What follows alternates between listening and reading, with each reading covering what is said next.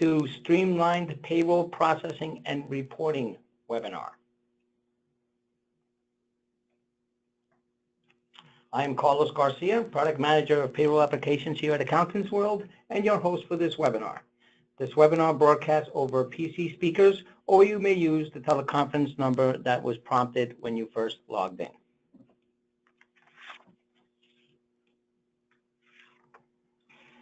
Today I would like to review the basic setup, the necessary processes and controls, and the actual processing of payrolls, all requirements for streamlined payroll processing and reporting.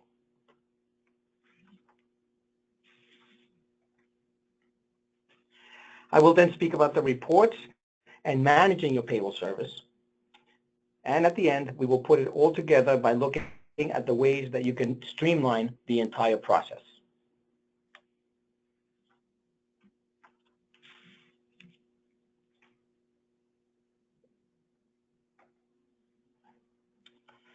So we'll start out with processing setup. I want to take a look at and cover some pay types specific, like overtime versus overtime premium, common rate. We'll talk about tips and tips wage allowance, and a little bit about pay types for contractors.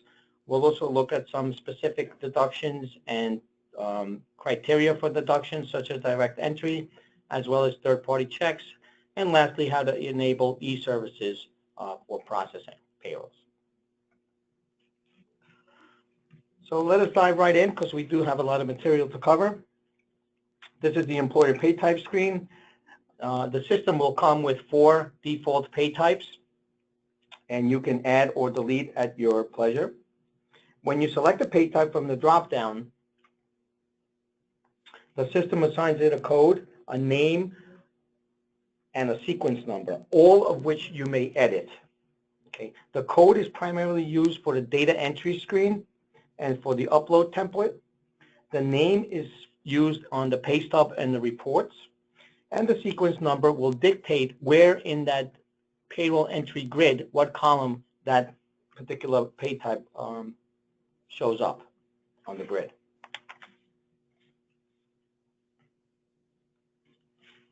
Okay, let's talk a little bit about this, because this is something that we introduced, I'm going to say maybe over a year and a half ago, and it's the overtime premium. So basically, you know, we're all familiar with overtime pay, the standard overtime pay, time and a half.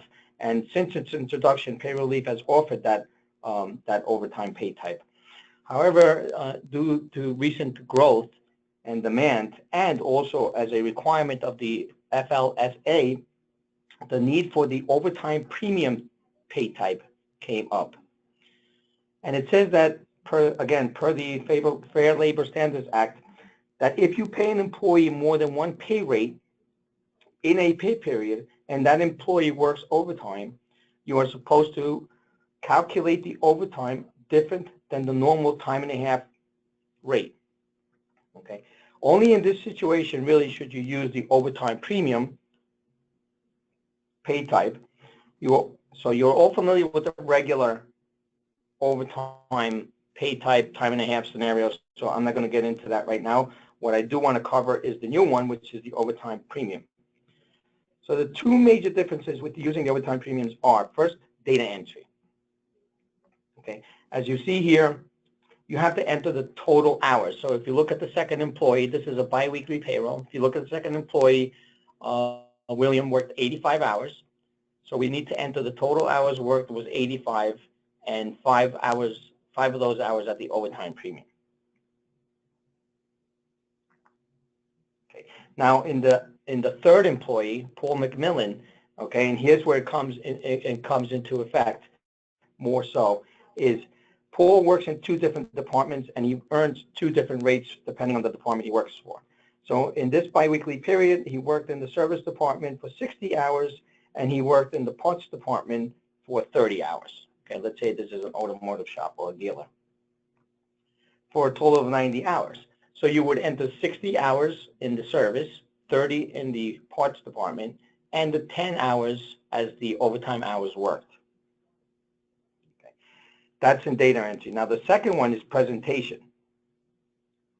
So the employee pay stub and the reports will show the total hours the total regular hours and the overtime premium work. So let's take a look at Williams' earnings and how they look.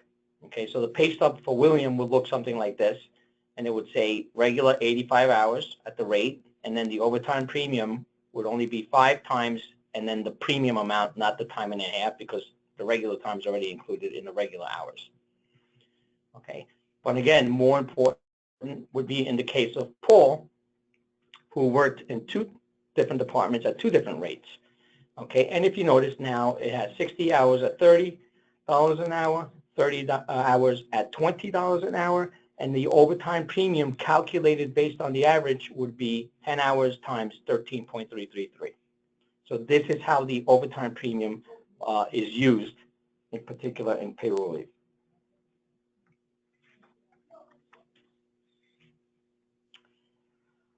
We also have a pay type called common rate, which may be set up with an hourly rate, and it defaults to all the employees.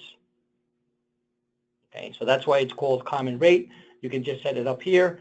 You can call it whatever you want by changing the name, and you can dictate a particular rate, and that will default to all the employees. We're all familiar with tips. Okay, cash tips the employee receives directly and reports to the employer. Paycheck tips are included in the employee's paycheck. So we'll get a little bit more into that later. Payroll relief does support, I'm sorry about that, for employers with tipped employees, the wage allowance. Okay, and this is what I was referring to, that we'll look into more detail on the next slide. And there are 3 pay types supported for contractors, which are compensation, hourly, and reimbursement. So let's look at those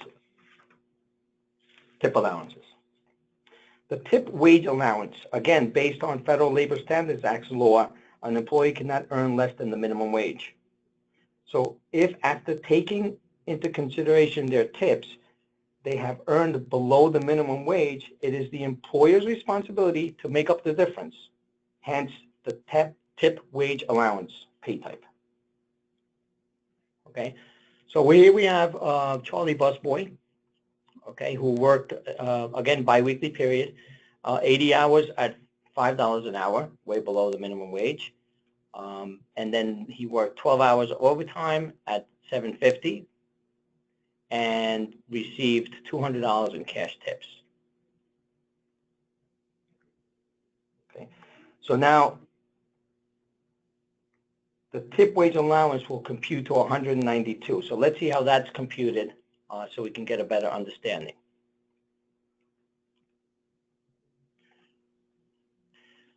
You have regular and you have overtime columns. Okay, so we'll look at the minimum wage. In this particular case, it was for New York, $9. Currently it's higher, but for this particular example, it's $9 an hour. So therefore, the time and a half overtime rate would be $13.50. We actually pay $5 an hour, so there's a difference of $4 an hour in regular pay, and there's a difference of $6 an hour in overtime rate. So that comes out to the deficiency of $320 in regular wages, because he worked 80 hours and $4 the difference. And the 12 hours at $6 an hour overtime is 72. Okay, and then those two combined equals 392, from which we have to deduct the cash tips that the employee received, which is 200. So the tip wage allowance will be 192 to bring that employee up to the minimum wage for regular as well as overtime.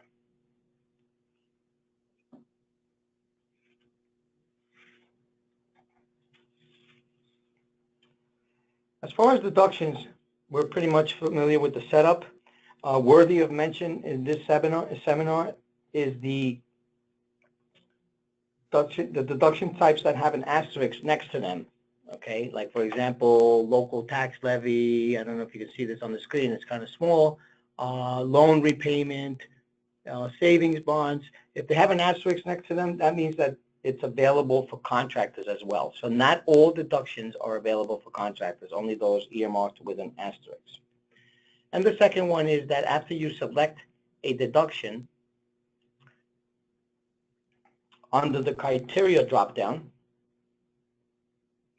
you have the option for direct entry. Okay, now what direct entry does is allows you to enter the deduction amount at the time of the payroll. So if you have a variable deduction from pay period to pay period, you may want to set it up as criteria direct entry and then enter it at the payroll time. Otherwise, it would be a flat amount based on the other criteria that you can set up here. Third-party checks.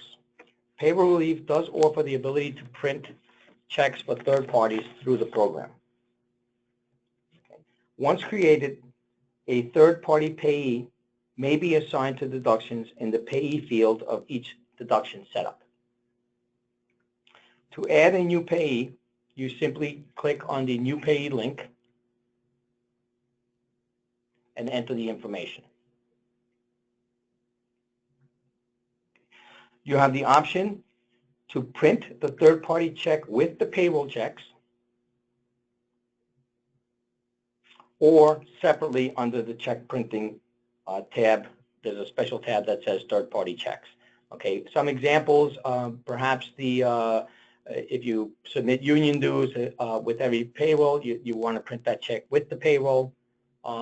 If you have health insurance or 401k, which you do monthly or quarterly, you may not want to print the check with the payroll. You may want to print it on using the third-party checks tab in the check printing.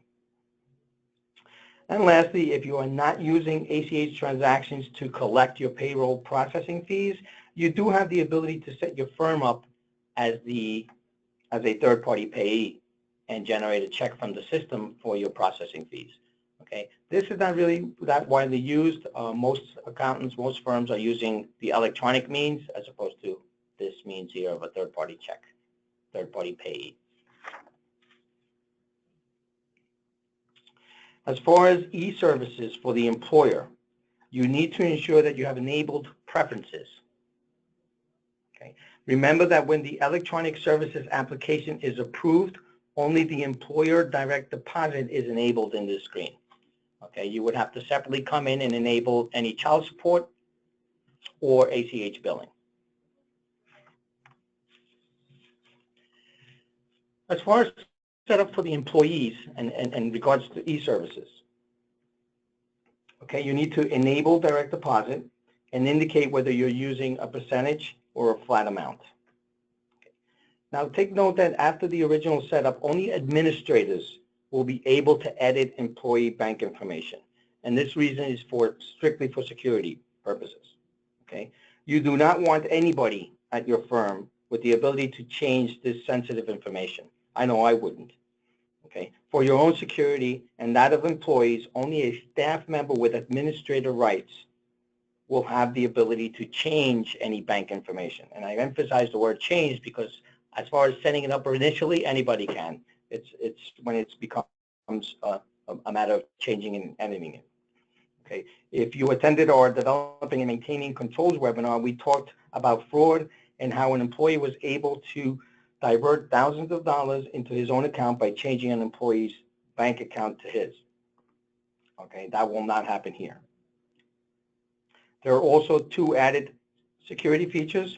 One is that if the employee's bank information is changed, a warning is displayed in the payroll summary screen before the approval, and you cannot change more than 3 accounts at any one particular time. If so, you will not be able to process the payroll. Okay, this is a critical area and one known to be a major cause of fraud in the payroll industry. So this is why we have these security features in place. So now we're going to move on to our next session topic, which is processes and controls. And again, we'll visit payroll processing, talk about data collection, calculation and review, approval and printing, any revisions to the payroll, and any special situations that may come up, like bonus commission payrolls and exceeding direct deposit limits. Okay. Again, in our Developing and Maintaining Controls webinar, we talked specifically about processes and controls to ensure a smooth payroll operation. I would like to reiterate at this time that those that are applicable to payroll processing. The payroll process is a repetitive ongoing cycle in which that if something goes wrong, it carries on to other areas of the program, and it creates a problem, compounding the aggravation. So you can save yourself the aggravation by having processes and controls in place. It is our experience that there's a tendency that because to take this area for granted and not exercise due diligence or have established controls and procedures. We believe that this is the nature of payroll and that it's a recurring cycle, and for the most part with little or no change. So this is precisely the area that you need to have those boring checklists or long documentations to avoid any mistakes and aggravation. Okay, the engagement and the setup are one-time events. This is not, it's a continuous process that requires processes and controls to run smoothly. So let's briefly talk about some of those controls because we do have a separate webinar for that. You want to set up and document a daily ongoing process for payroll processing. You want to document the entire process from data collection to check printing and distribution. Okay, so as far as data collection, who's entering the hours? The client? Is it the client's location? Is it a staff member? How is the data being entered? Is it strictly data entry? Or is it being uploaded? Is it being faxed? A lot of different scenarios here. Calculation. Before going ahead with the payroll, does the client have the funds? Very important question to ask when processing a payroll. On the payroll review, what is the process? Who is reviewing prior to and after approval? Are the reports being printed or are they being emailed to the client? Approving the payroll. Who is approving the payroll? What is the process for approving the payrolls? Check printing. Who's printing the checks? And direct deposit advisors. Is the client doing it? Is the accountant doing it? And also is the client 100% direct deposit? You need to set up processes and controls for everyday ongoing issues that may arise and how to handle these issues. Okay, so you have a plan and not a crisis at the time. You want to look at how do you want to handle the client delay in providing payroll information? What's the process for processing bonus and commission payrolls? If you have a non-sufficient funds situation, whether it's taxes or payroll, what's the process? If you extended direct deposit limits, what's the process?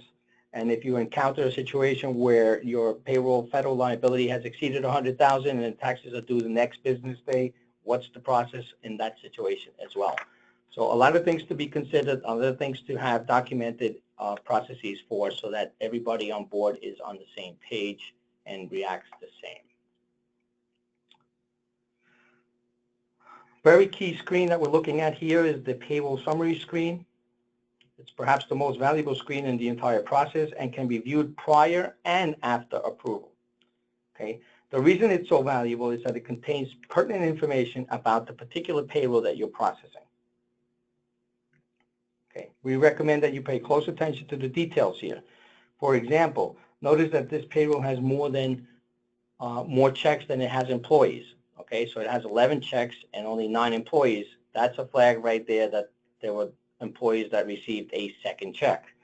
It shows you the total number of direct deposit checks. Okay, pay very close attention to the options and warnings. Okay, for this particular payroll, the user disabled, or not disabled, but authorized a late direct deposit. Okay, or that there's warnings, like for example, some employees in this payroll have been terminated, and yet they're included in the payroll. And here in this warnings area, you would see what I had just mentioned about changing employees' direct deposits. You will get a warning here that the employee's direct deposit information was changed. So a lot of pertinent information about the payroll. And on the right-hand side, of course, you have the cost of payroll, which is also a part of the payroll summary report.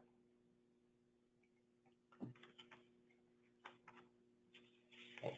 You need to handle, or you need to have a process to handle situations that arise, like, for example, this one. Okay. Payroll exceeded limits, or, as we see here, a situation that arises from a bank holiday or just missing the deadline for processing direct deposit payroll. Now, bank holidays affect payroll processing with direct deposits. You need to process 1 day earlier than normal. Usually, the next banking day, the next banking holiday will display at the bottom left of the data entry screen 2 weeks prior to the holiday. It will start displaying that reminder there. Also, an announcement is posted in the announcements area of the program, specifically, especially for those holidays that sometimes get overlooked because perhaps in tax season, like President's Day is a common one, or Martin Luther King is another one. Due that it's very busy time of the year, they may be overlooked. So you need to have a process to handle that. Processes and controls for check printing. Okay, are checks printed per employer, or are we check printing the in batch? Okay. Have a documented process for check and print and report printing. Are checks printed or emailed? Are the reports printed or emailed? And are the checks archived, and where to? Are they archived to Cloud Cabinet, or are they archived to your local machine? And lastly, what is the method of distribution? Where are the checks printed? As I mentioned before, whether in the client's office or in the accountant's office. Modifying a paycheck should really be a function only allowed to staff members unless you feel confident that the client can handle this task. Okay, staff, and if the client is given permission, should understand the consequences of modifying a check. A process should be in place to ensure that the function is used properly and that the results are what you're expecting. Okay, so you need to make sure that that's happening. That's why I would not give this permission to the client unless I'm comfortable that they're going to be diligent about looking at the consequences of their change and following through to make sure everything is in order.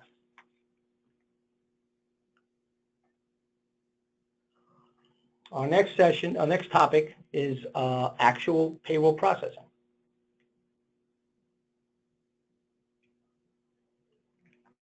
So here we're going to look at the actual data entry, whether it's manual upload or client access location.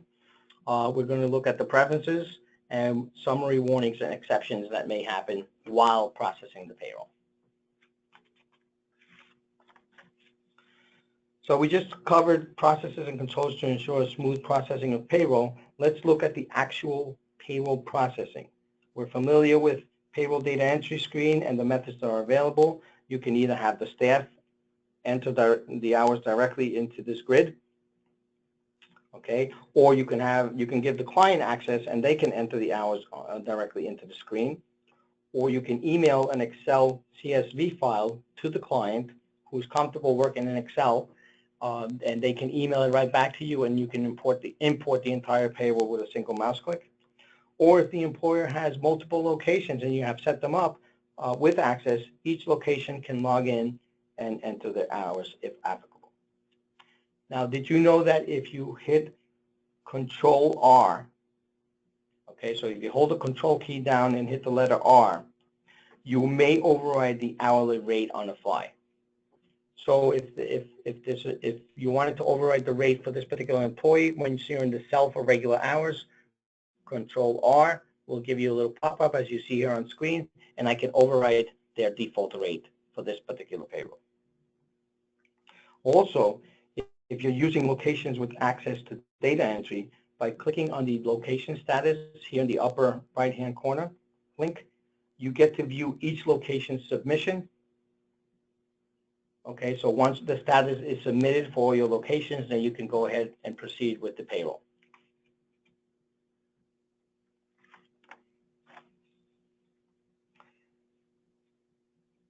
Now, when processing a payroll, there's a tab for payroll preferences.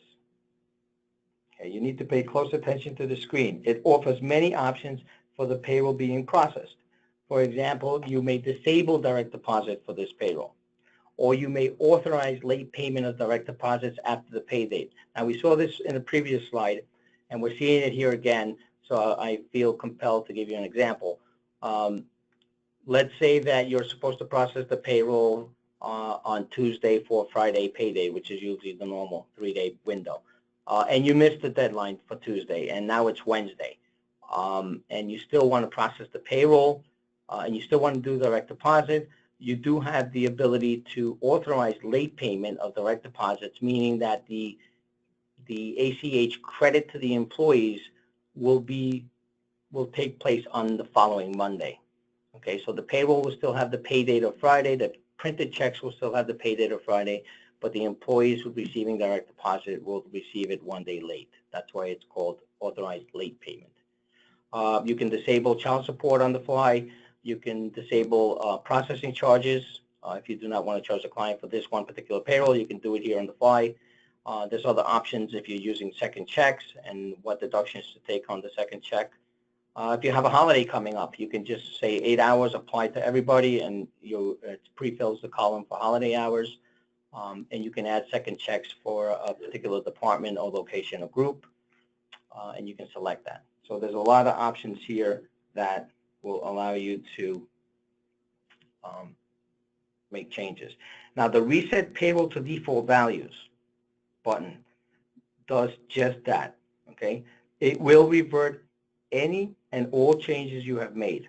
So it's important that should you make any changes to the employer or employee after creating the payroll, you will need to use this feature. Let me give you an example. You start the payroll, perhaps you started entering the hours, you realize that a deduction was not assigned to a particular employee.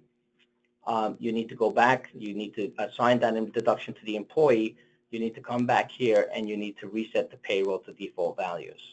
Okay, the reason for that is because when you start the payroll, picture you're setting the table with whatever the deductions and pay types are currently supported. If you go back and add something, then you have to reset the table, or in this case, reset the payroll.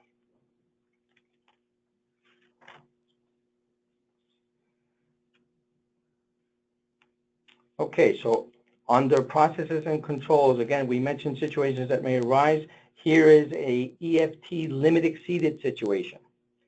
In these cases, we recommend you follow the suggestions provided. Okay, so the screen, you will get a pop-up screen like the one we're seeing here on screen that says that the payroll has exceeded the direct deposit limit for the pay date. And to address this issue, you need to select one of the following. You can either disable the direct deposit entirely, or you can disable it for high pay employees, which pushed you over that limit, so that the payroll falls within the normal dollar limit, and then you can process the payroll. Or you can check the box at the bottom that says I have elected to wire the funds by the stated deadline and accept that there's a $50 fee for any wire transfers that may occur. Okay. So when does this happen?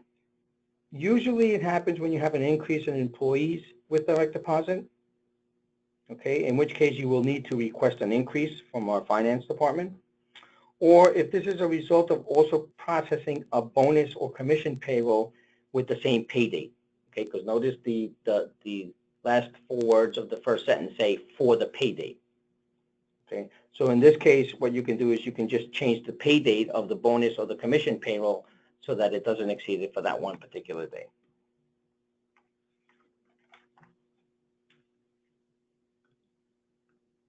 Okay, here's some important items to keep in mind when check printing. Notice all the options at the top right of the screen. Okay. If you have our Cloud Cabinet application and are using the auto archive feature, the payroll report set is automatically archived when you print the checks. You may also email the checks and or the payroll report set to the client with a single mouse click. And in the center of the screen, we see what the payroll includes, and in this particular case, there is a third-party check printed with this payroll. Okay, so right here we're seeing that there's 4 paychecks, there's 4 non-negotiable direct deposit advices, and there's 1 third-party check that's being printed with payroll. Lastly, at the bottom, notice that if you're using locations, you can print checks by location. And the comment field, any comment that you enter in that field will print on all the pay stubs.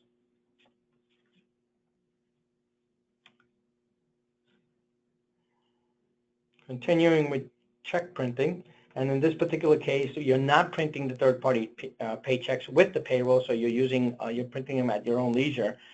That's when you go to the third-party checks tab. Okay, the system calculates the total amount of the deduction for the previous month. So notice it defaults to the previous month. It also shows you when was the last time you paid it.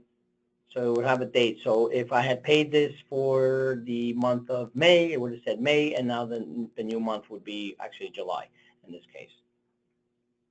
Okay. Keep in mind that you can change the amount of the check by clicking on this link here.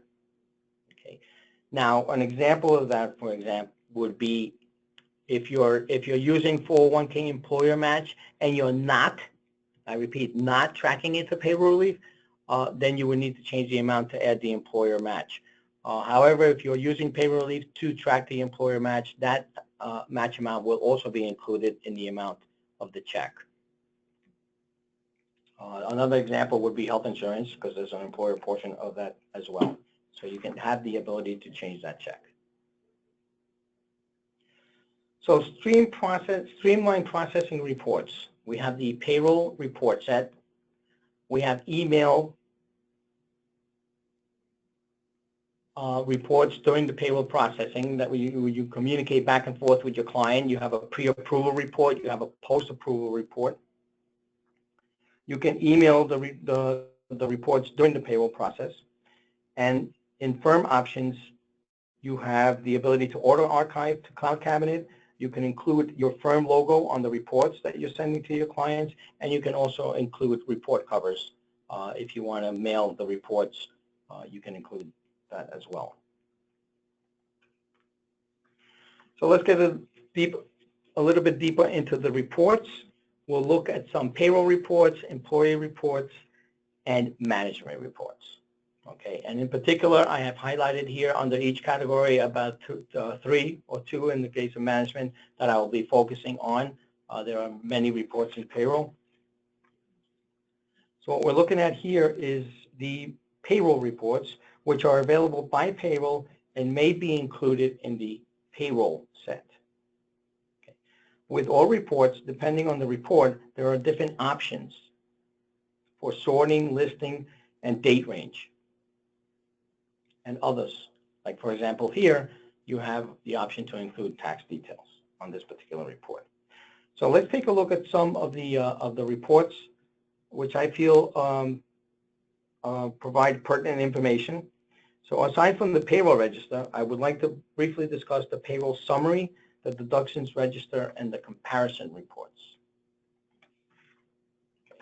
The payroll summary report is an integral component of the payroll set, and it provides important information about the payroll's liabilities amounts, how much and when, how and when they will be paid, and it includes a recap of the employer's tax deposit frequencies. Okay, so we're looking here at a payroll that was processed recently. So it shows you your tax deposit frequencies for federal, and in this case, California, New Jersey, New York, total gross pay, reimbursements, direct deposit, child support. As you can see, this payroll is quite comprehensive. It shows you the debit date of the direct deposit. Then it shows you your liabilities for this payroll, all your taxes, what the debit date will be, what the due date is, and what the method will be. Currently, what the method is set up as. Okay, so I can see here that for New York child support, I do have EFT enabled at the present time. And then at the bottom, it will show you manual payments. In this case, on different child support, is not being EFT, so it's a manual payment, and it shows you the due date, the method, and the amount.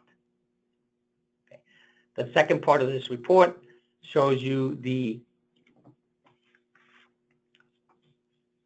third-party liabilities, and last but not least, the total cost of the payroll. Okay, a key number for the employer is this bottom line number, total cost of payroll. This is the amount of funds that should be in the bank to cover this payroll.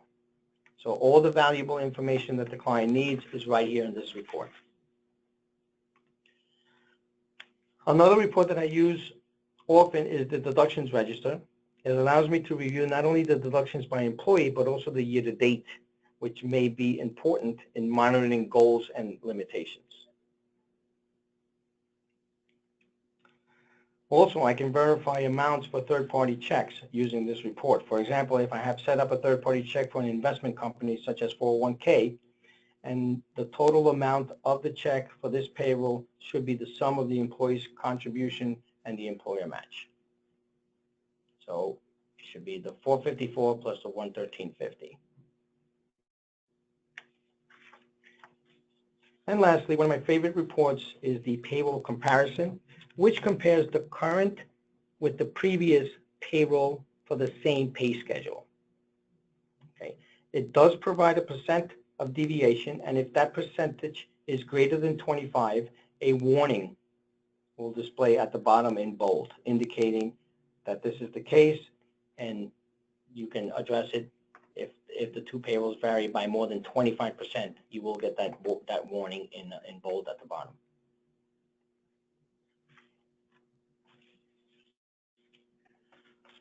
So under the employee reports, again, there are many valuable employee reports in Payroll Relief, and we do not have enough time to cover them all.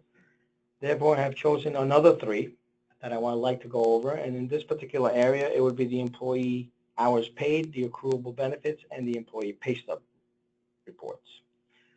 Notice the amount of options available in this case for the employee hours paid report.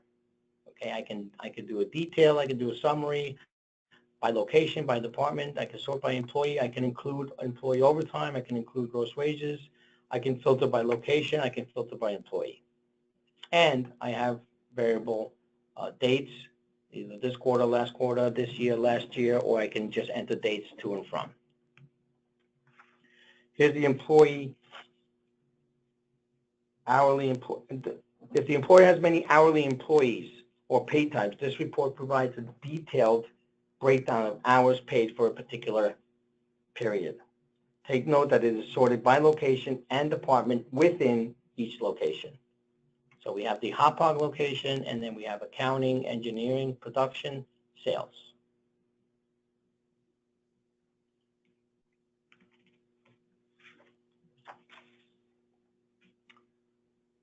If you're using Payroll Relief to track paid time off, this report provides a breakdown by employee as of a particular date. Okay, so this is your accruable benefits report. Again, here listed by location, we have the San Francisco on screen.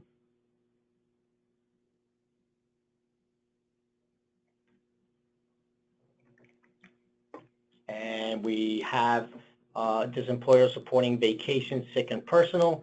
It shows the hours accrued per pay period, what the accrual period is, and the carryover, total accrued, total used, and total available.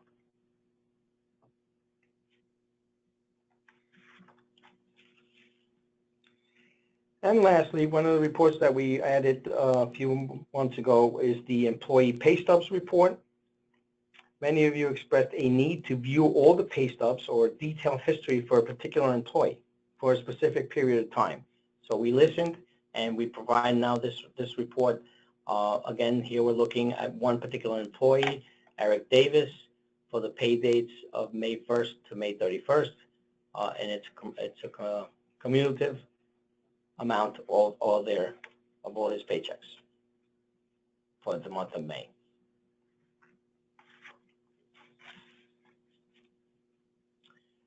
And under management report, the last category, here again there are too many to speak about. So again, I have chosen three that I want to talk about, and they are the workers' compensation report, the full-time equivalents, and the retirement transmittal. So let's start with the retirement transmittal. It's customizable. You can indicate what fields you want, what columns you want in the report. In my particular case, I only selected Social Security number, employee name, the employee and the employer contributions, as well as the compensation for the period covered and the hours worked. Okay, but on the screen when you first launch the report, there's a list of check boxes where you can check what you want included in the report and what you don't.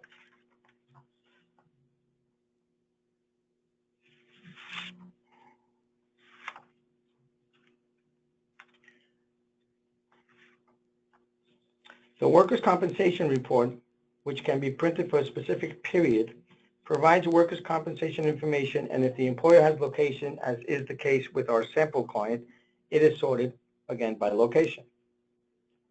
Here you are viewing the report for Widget's New York location. Also available, as a side note, I want to bring this up, that also available under the integration menu in Payroll Relief, there is a workers' compensation report that's exportable to Excel format, which you may convert to a CSV file in case that you want to transmit it to a company. Okay, we do have an alliance with InsureLinks. Some of you may be using it. Some of you may be interested in using it. Basically, it's an interface that we have where you can send the payroll to them via the internet, and they process the premiums and they debit the employer and pay the insurance company. In that same screen, there is the ability to view that same file in Excel, and then you can manipulate it if need be and use it for any purpose that you wish. Our last report, and again one added about a year or 2 years ago now, is the Affordable Care Act Full-Time Equivalence Report. Okay. Most reports are based on pay date. This report, however, is based on period end date. At the bottom of the report, the calculations for each column are explained. So for example, service hours are the total hours paid for the period. Adjusted hours are the service hours limited to 120 per month. The full-time months are number of months where service hours reached 120. And part-time hours are adjusted hours during part-time months. This employer only had one part-time employee. Full-time equivalents are the total adjusted hours divided by the product of 120 hours times the number of months in the period of the report. Okay, you can use this report to figure your full-time equivalents, basically. So in this particular case, Widget Manufacturing has 13 full-time equivalent employees, even though they have, what do we have, 2, 4, 6, 8, 10, 12, 14, 15 employees.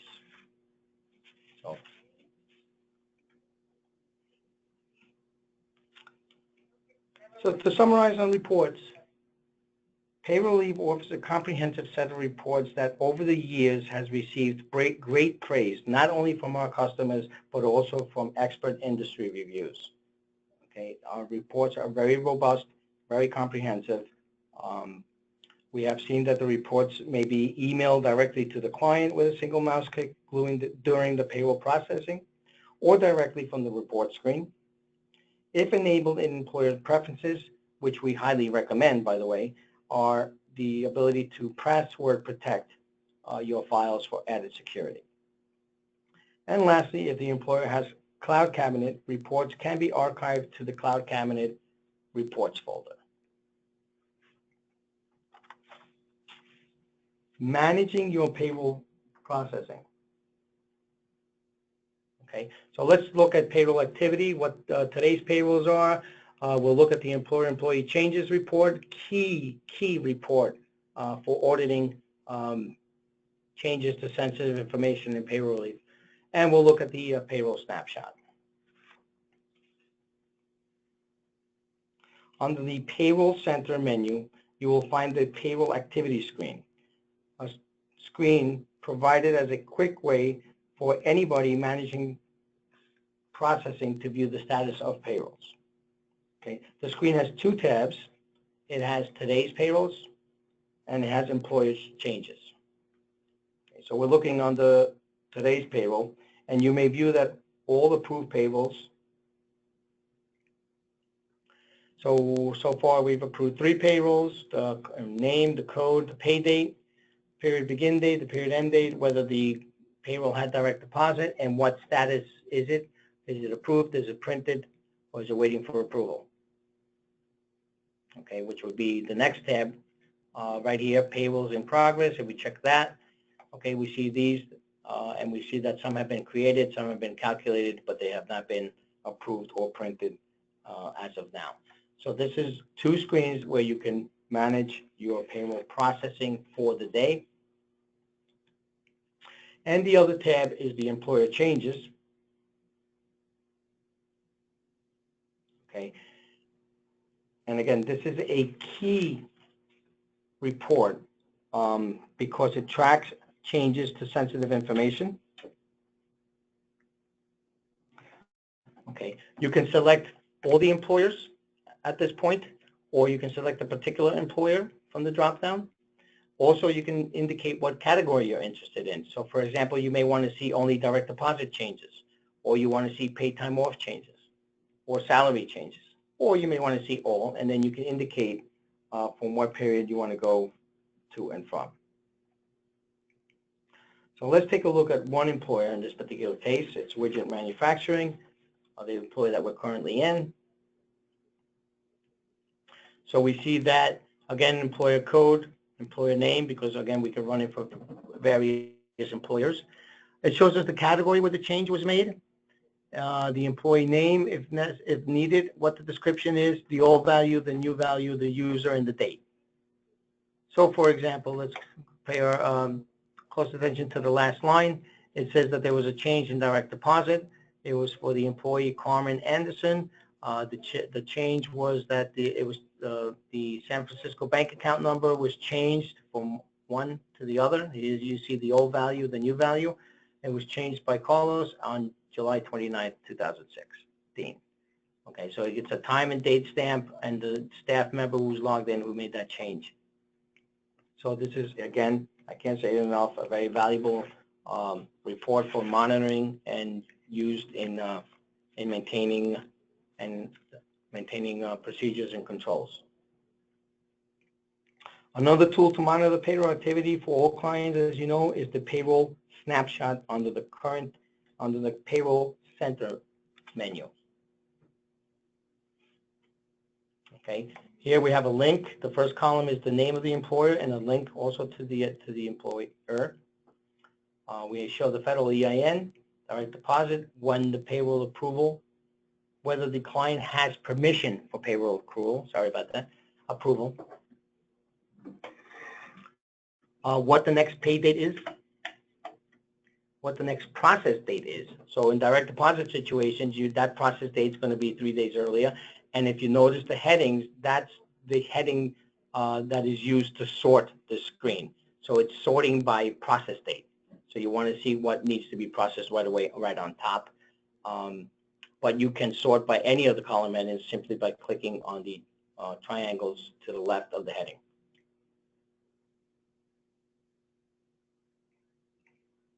And for compliance purposes, it does show what the next tax due date is and whether there's any whether the client has any past due forms.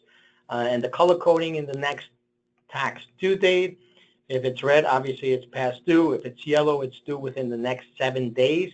And if it's plain, then it's due in the future. So that will help you to highlight and recognize which ones need your attention right away. And if you notice, like any other screen in Payroll Relief that has this kind of grid look, there is a Excel button on the top right where you can export that report to Excel for further editing. The employer dashboard, which you link to from the payroll snapshot screen, is a bird's eye view of the client's payroll activity. Okay, it's also the first landing screen, if you will, of the client when they log in as the client. Okay, here they have a view of all their pending items, payday reminders, any forms due, any taxes due, and some graphs regarding cost of payroll, gross payroll, and employer warnings if there are any. The e-services snapshot, again, similar to the screen that we just looked at, it's on a per employer basis, and it allows the employer to review any electronic service issues for this client. So to the left is a summary of their setup, okay, and then to the right is the last 100 debit transactions. So if the client or you want to see what are the most recent 100 recent debit transactions out of the employer's account, they're listed here. On the bottom right, you have your last direct deposit transactions and the pay date, they'll show you. and also any returns and rejections on the bottom right. Okay, so again, a lot of information, all pertinent, all related to electronic services are on this screen.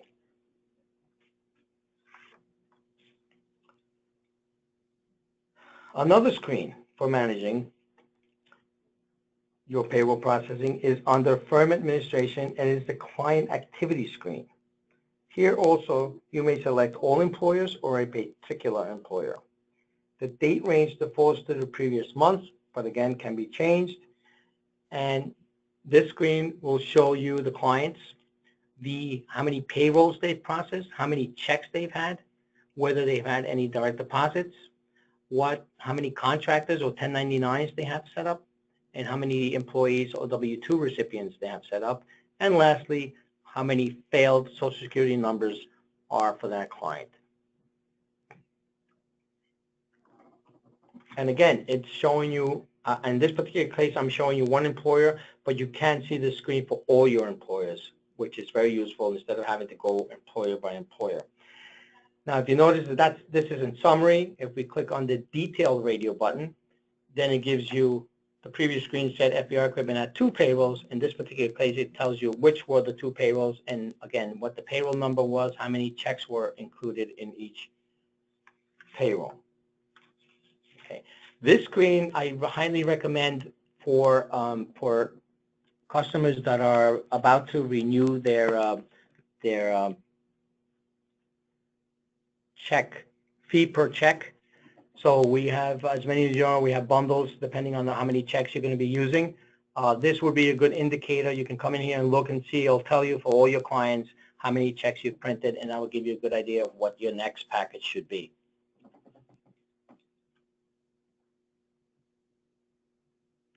Managing reports. Okay, we've mentioned a lot about the payroll report set, so let's talk about that. You need to have a documented process for reports. For example, what reports get printed? When are they printed or emailed? And are they emailed or are they archived to Cloud Cabinet? Make certain to customize the payroll report set for each client. Okay, so you have here the payroll set. If you click on that, the report set is also auto-archived to Cloud Cabinet when you print the payroll checks. And the reason we do it when you print the payroll checks is because we want to be able to archive the payroll register with the check numbers. Okay.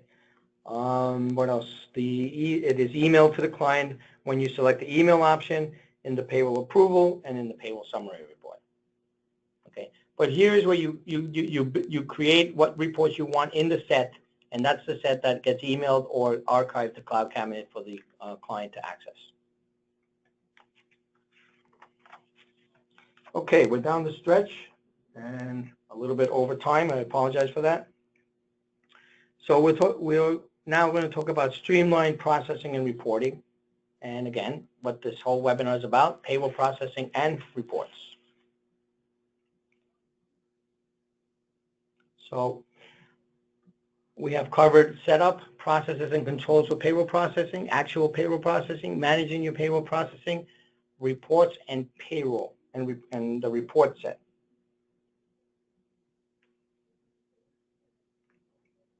And the reason for this is because these are all critical building blocks or components, if you will, of achieving a streamline for payroll processing. Having the proper setup, processes and controls and reports, along with a solid understanding of how the program works with regard to payroll processing and the tools that are available to you for managing your payroll process will ensure a streamlined process. So let's put it all together and go through real quickly the payroll processing one more time, highlighting how it could be streamlined. Okay, we're familiar with the payroll data entry screen and the different methods of data entry. The best method for streamlining data entry would be to upload of the Excel timesheet. Everybody's comfortable working in Excel, and it's better to have the client enter the payroll information. The next best would be to give the client access and permission to the data entry part of payroll. Based on your processes and controls, you want to email your client the pre-approval report so that they may review and give you the go-ahead for approval. If this is not your process, you may want to print the report or for another staff member to review, or you may want to review it on screen by using the Details tab. Streamline Approval would be to have an efficient process to review the payroll and approve it. Here again, if you have a payroll savvy client, you may give them access and permission to approve the payroll themselves. Approval really depends on the nature and size of the payroll. A large payroll company with many changes or different data will require a more thorough review and approval process. A payroll with the same data period after period will require little or no review. So hold that thought for a minute as far as not requiring much review, and it's pretty much the same payroll after payroll. Streamlined check printing. Based on your processes and controls, you may want to email or your client the actual checks and or reports, or perhaps you have given the client access and permissions to print the checks. If this is not your process, you may want to print the checks in your office. We recommend that if it is your process, for most clients, you use the blank micro checks stock, as this can be used for all clients. With pre-printed checks, you will need to switch the check stock from the printer, and it's really not cost effective. So wait, is this really streamlined processing? I don't think so. Actually, there is already in Payroll Relief another more streamlined process. One that many of you may be aware of, and that is our new menu, entirely new menu, called Batch Processing.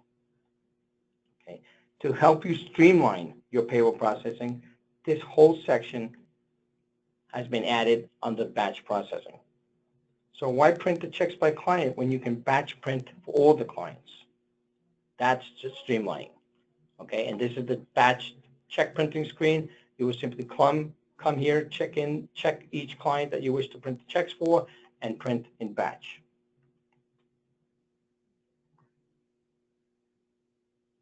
These batch processes were widely used this past January for year-end tasks, like for the batch processing of W-2s, and sending out client notifications to customers reported saving a lot of time by using these batches.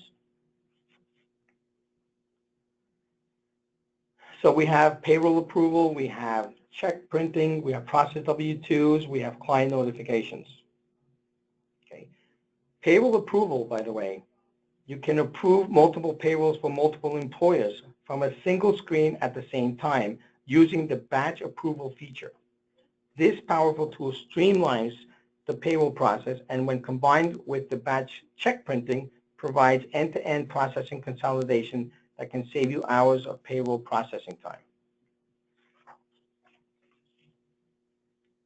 So let's take a quick look at that. You have the ability in the employer setup screen to indicate which pay schedules you wish to batch approve. Okay, so for example, Widget, they have two pay schedules. One's a union, one's an administrative. Okay, more than likely the union is going to be changing a lot because of different hours worked by the employees. So you may not want to include that in your batch approval. However, the administrative is pretty much the same salaried employees, same salary, pay period after pay period. You may want to include that in your batch processing. So you just simply check the box. Once you approve the payrolls, you can use the batch check printing screen option to generate paychecks for all the payrolls that you have approved in batch, while automatically also archiving payroll reports as the cloud cabinet. You can even enable a convenient option to automatically email payroll reports to the employers for whom you've generated paychecks. Okay, now we're looking at streamlining. This is the screen under batch processing for batch approval.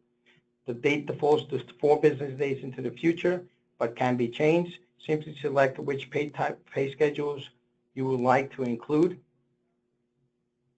in the batch approval and click the approve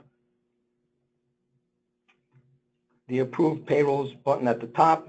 Some exceptions may display beforehand, while others may display when actually attempting to approve the payroll. And there you have it, batch approval.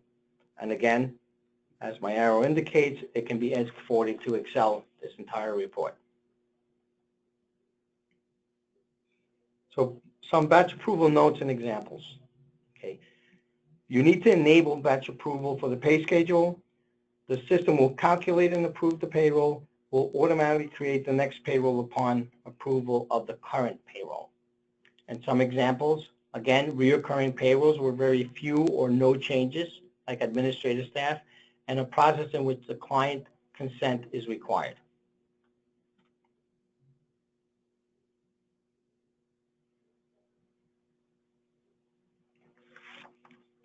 So in summarizing, we have covered setup, processes and controls, payroll processing. We looked at the reports. We looked at managing the entire payroll process or your payroll process service. And streamlining the processing. I am optimistic that you have a better understanding of payroll processing and you will adopt many of these processes, if not already, and increase efficiency going forward.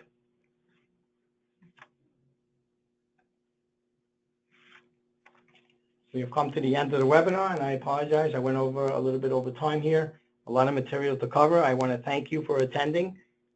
And at this point in time, I do want to remind you that registration for Payroll Relief training webinars is posted on my portal. And I will now address any questions and answers. My colleague Roger Batista has been answering some of your questions as I have been speaking, but now I can also jump in and perhaps help with some of the questions that you may have. Hi, Carlos. Super presentation, super outstanding. Well, everyone was, I would say, attentively paying attention to every word you were saying, so they weren't asking a lot of questions. So you'll see that when you go in there. Okay, but we can ask them now if they have any questions. I would be happy to answer them. Here they come.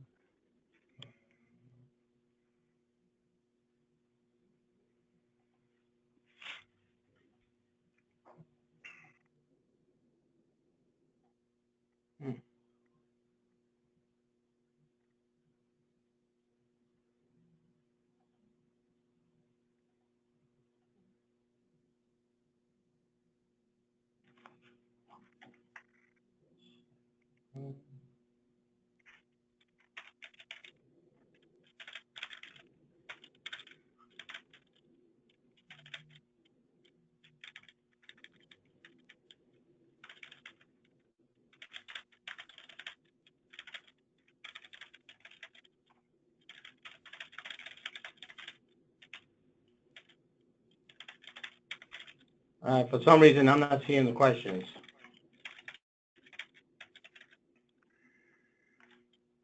When you click questions, you can't see them? Okay, then let's do this. I can't click questions. I don't have an option to click questions. I usually do, but.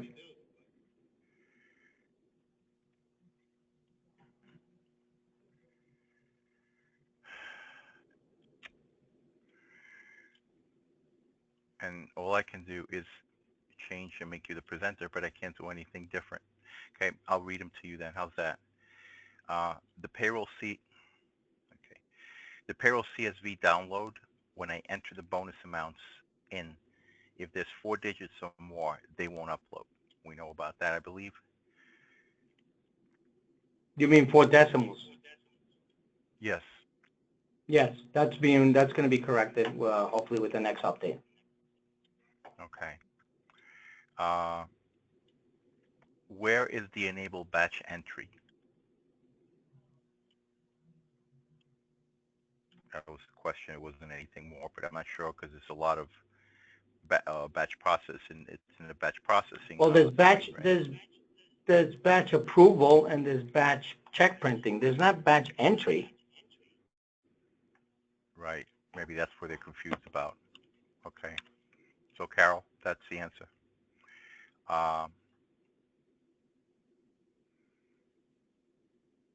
What is the process if the direct deposit limit is exceeded for a payroll? I think you covered it pretty well in the presentation. Yeah, the process is for the exceeded direct deposit. Either you disable the employees whose direct deposit threw you over the limit, or you agree to wire transfer the funds to Accountants World by a specified time, and then the payroll will be processed. Mm-hmm. And if it's going to be an ongoing issue, then I strongly recommend that you ask for an increase in the application. The next question, how long are reports information available on your system? And now, you can obviously much longer now because of the cloud cabinet, but you want to touch on that? Yes, most of the reports are available now. They're going to be available from 2014 on. Okay, not every single report will be able to go back in time, but the most comprehensive and significant reports will, like the compliance reports will not. Tax liabilities and payments, that's not going to go back that far. But trying to think of some that maybe that you can go back. The employee payroll history, you can go back.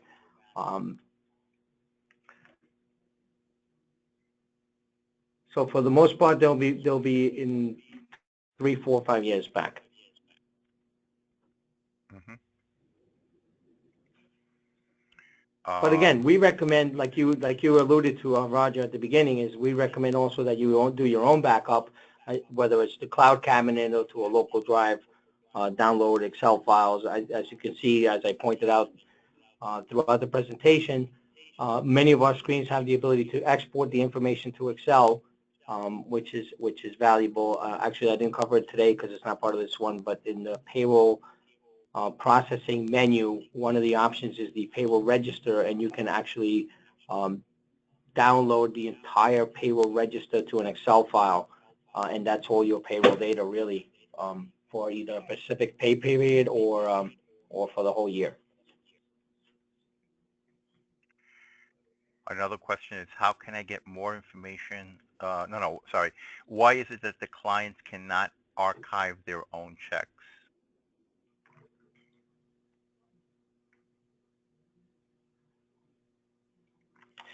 They want to archive their own checks in Cloud Cabinet. Yeah, I'm aware of that. There was a change that we made about 6 months ago. So the clients can't, but the firms can. Yeah, the firm can. Yeah, I mean, if the client has the checks, one would think that they can save them themselves, to their local drive or whatever. But the purpose of archiving these checks into Cloud Cabinet is really for the accountant to archive them to Cloud Cabinet so that the client can go into Cloud Cabinet and retrieve them. But if the client already has the checks, then the idea there was that they wouldn't need to archive them because they already have the checks. Okay. The next one's nice. How can I get more information concerning setting up my clients for workers' comp through Payroll Relief? So we have that info and resources. Basically, if you go into resources links, you're going to see on the right-hand side the workers' comp third party that we deal with, and you'll be able to go in there and click on the brochures, and it explains the whole process of setting yourself up with them, and then you'll be able to provide them information about the employer so they can go out and begin the process of setting up workers' comp and doing searches and getting quotes for your client, et cetera, et cetera. What is the holiday schedule for processing the week of July the 4th? Oh, well, we have some clients that want direct deposit on Thursday. So when does the payroll have to be done? Well, if you're on 3-day, it would have to be done that Friday before. Mm-hmm. June 30th. And if it's 2 days, Thursday. Monday. If it's a 2-day, then you would process on Monday. Monday. You're a little less time. You don't count the 4th because the 4th is not a banking day. Right, right. We have some clients who are done. Okay, then is there a preference box that must be checked to enable batch processing? If so, where is it located? Batch processing is something that you would need to contact us about because it is a separate module and it does involve some programming, so there's some specifications that you would need to get from us. Mhm. Okay, Carol? So generate a support call for that and what you're, for batch processing, and we'll be able to get information to you, but you will probably need programming expertise on your end in order to do that.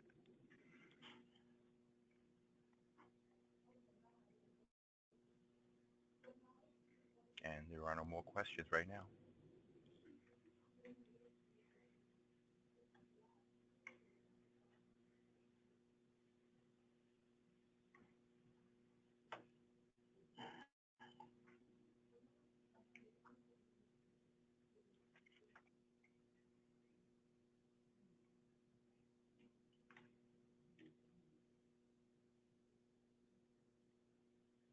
Oh, one more. Can I get these screens? Brenda, we're rendering the webinar, and it's going to have the screens and all the audio attached to it, so you'll be able to refer to it and have all the information you can go back and forth and select sections, etc., for reviewing.